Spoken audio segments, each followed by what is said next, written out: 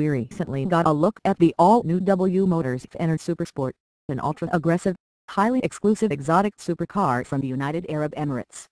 One of the creative forces behind that car has now revealed an automotive vision from a very different corner of his mind. The sand racer from startup Zarooq Motors is arguably every bit as cool as the Fenyr, but it's designed to thrash about on hot sand instead of just asphalt. Zarooq Zarooq held a press conference prior to the Abu Dhabi Grand Prix. Zarooq wants to build a sand racecourse around Dubai. Zarooq believes there's a demand for a street-legal, off-road focused performance car purpose-built for the desert of the United Arab Emirates.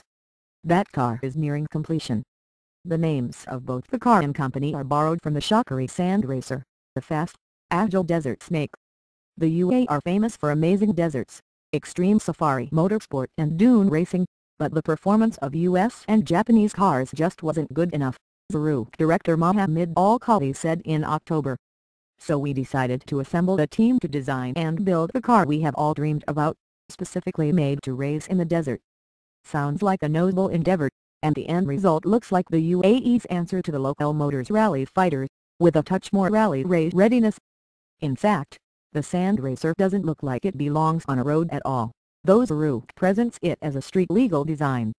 We suppose if you rip off some of the rendered options, like those huge, dirt-gnawing tires, it would look a little less out of place on the highway.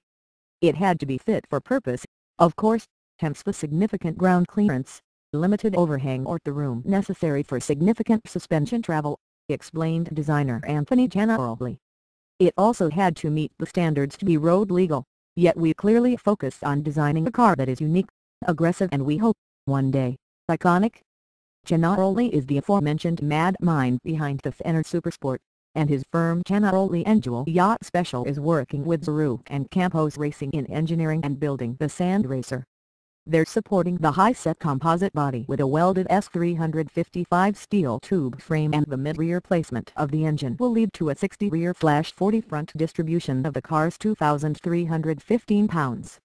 Whether attacking the rippled, sun-baked sand grains of the UAE desert or a roadway commute around Dubai, the sand racer will get its momentum from a 304 Bishop 3.5-liter V6 engine mated to a 6-speed automatic gearbox with paddle shifters and putting out up to 274 pounds-feet of torque. Much like the Prix 2008 DKR Rally Racer, the sand racer is envisioned as an absolutely beastly but lightweight off-roader that relies on just-driven wheels.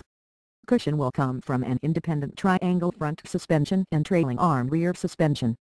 Buyers looking for more performance out in the dirt will be able to check off options like off-road performance suspension, off-road wheels and tires, power upgrading up to 500 HP, and performance brakes and exhaust. Specs are subject to change, but as of now, the sand racer lists in with just over a foot of ground clearance, a 45-degree approach angle, a 53-degree departure angle and a 25-degree ramp over angle.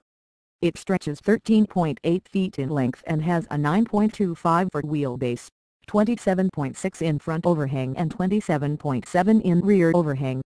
Wheel size is listed at 15 inches with 33x12.5 R15 tires. Inside, the sand racer will offer a functional blend of road comfort and off-road performance. It's set to have cloth seats with 4-point harnesses, an LCD digital display, air conditioning and carbon fiber trim.